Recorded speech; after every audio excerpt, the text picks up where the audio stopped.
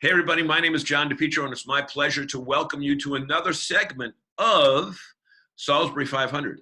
You know, it's a show that we put together a week or so ago and talking with interesting people that I've met through Assumption College.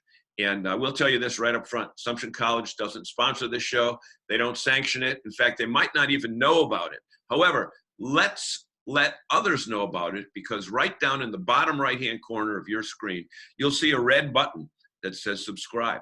Please hit that button, and then a little bell will show up. Hit the bell too. And when you do that, every new show that we have coming on will be sent to you before it goes to the general public. So with that being said, let's welcome our guest for today. We go into the classroom at Assumption. He wasn't one of my classmates, because you'll see he's much older than me. But he is coming from the classroom, and instead of being on the student side, he's on the instructor side. Say hello to Andy LaCombe from, I got to call it the right name now, Andy, Spectrum. Yes. TV. Yep, Spectrum News and Assumption College, John. Thanks for having me. Right. So thank you so much for being with us, because I know being in the news business today, Andy, it's like a double whammy for you. Not too long ago, you folks at Spectrum went into a 24-hour news programming situation. Little did you know that shortly into your program, you would get into news that is 24/7 breaking, no evergreen stories, no little stories that you can put on about nice things that happen in the community. Right. It's got to be a challenging time for you. Yeah, you know, like you said, we went to 24/7 format on December 6th. And a month later, January, 2 months later into February, we're like, all right, well, we're starting to get our feet under us. Where are we going to go from here, from doing 2 nightly shows to going 24/7? And then the coronavirus pandemic comes in end of February, beginning of March, and it kind of just uproots our world. And it's amazing what our operations people can do, and what our journalists are doing right now, because, you know, we're all scattered around Massachusetts. Right. And still trying to cover the news of the day. Right. And when you got into the business almost 20 years ago, what you're doing now, broadcasting from your living room, yes, you would need a giant remote truck, like a trailer truck, to be pulled up into your house in Auburn to be able to do what we do now, and even what we're doing right now with this particular show. Isn't the it's technology incredible. Amazing? Yeah, it's incredible. I mean, right now we can have anchors going live from their living rooms, and they're doing it at the national level. They're doing it across markets everywhere, and they're doing it with a backpack transmitter, which is about this big, and in some cases even smaller devices, just a computer or an iPad or an Apple or a Mac, something like that. So it's incredible, and the connectivity of our country, our culture, our business right now is amazing. I used to kind of make fun of my wife, who's a graphic designer and has worked from home for years. Oh, I'll never be able to do that. Yeah. Enjoy it. And now, having done it for the last 6 weeks or so, I have a lot of respect for people that work from home. It's not as easy as it might sound to the unknown anyway. Right. You know, Andy, the news cycle used to be totally different, where big companies, if they want to get a story to drop on the national news, they would release it at 4 o'clock in the afternoon or 5 and that type of thing. You know, President Trump still goes on at 5:30 in order to monopolize, or not necessarily monopolize, but to get on at 6. The news it's 24/7 now. There's no way is it just 6 and 11.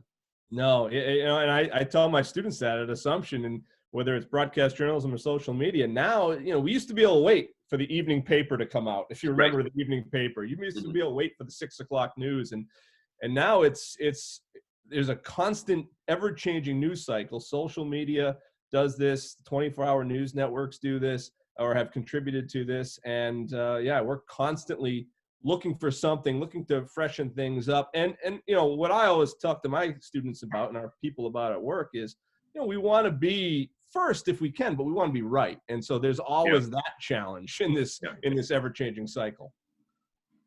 Yeah, exactly. So the other thing is this: You're teaching students that are anywhere between 18 and 21 years old. You must see the difference in the way they get their news. Because I know when I've taught and I said, how many of you wake up to a clock radio in the morning?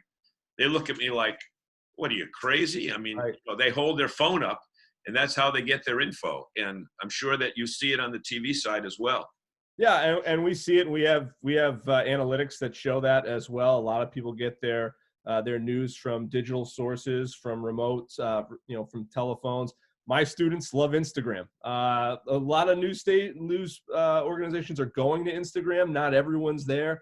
Some news organizations are using Snapchat. We still use Facebook a lot because a lot of people are on Facebook, and a lot of people, have more time to look at Facebook. It seems like when you're staying at home longer. So you're trying to reach people through different ways to try to bring them to what we're trying to do. Yeah, exactly. Now, when you're dealing with students in Worcester, I mean, you've hired a lot of your own students at one time. I think Cam is with you now, and there were a couple other people that have been there before. You're a Worcester person. I mean, Auburn, right? Sure. Okay. So many times you see people that are delivering news, whether it's out of Boston or on the national level, and they're not really familiar with the territory that they're dealing with. You grew up here. You know Worcester. You know the proximity to Auburn and Shrewsbury and Spencer and Grafton and Millbury, et cetera. Do you feel that it gives you an edge because you know the area when you're reporting on the news? I mean, I think so. And I also think, for me and for some of the locals that we've hired, it's personal. I mean, this is a big city. It's the second largest city in New England, and it deserves local news, not just news coming from Boston or from New York or from other places. It deserves people on the ground and people talking about areas that they know and relating it to our viewers. I think it's a big deal. Yes.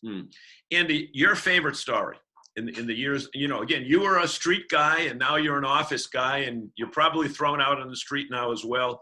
Sure. when the need arises. But favorite story you've covered?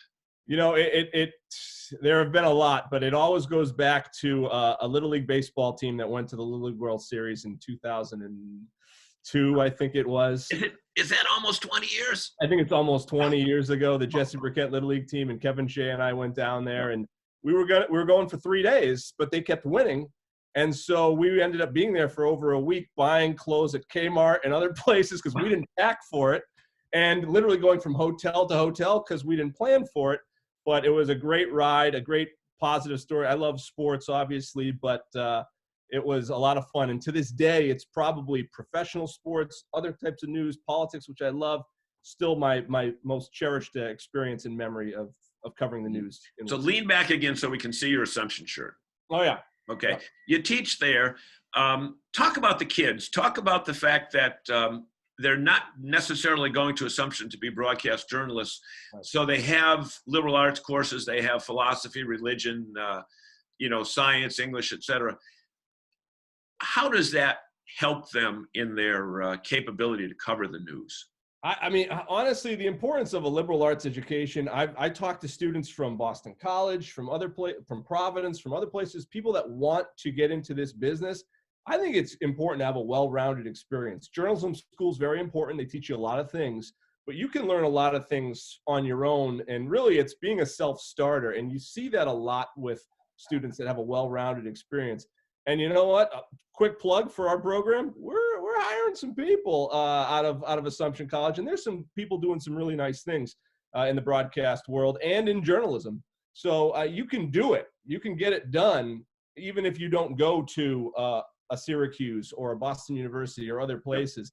A liberal arts education, again, in the way they modify it goes from there, is important. You need to be well-rounded in all facets. And we should say you did go to a great school down in Providence and another school out in Syracuse. So you kind of have the liberal arts thing. Western Civ, right, Andy? 2 years of Western Civ.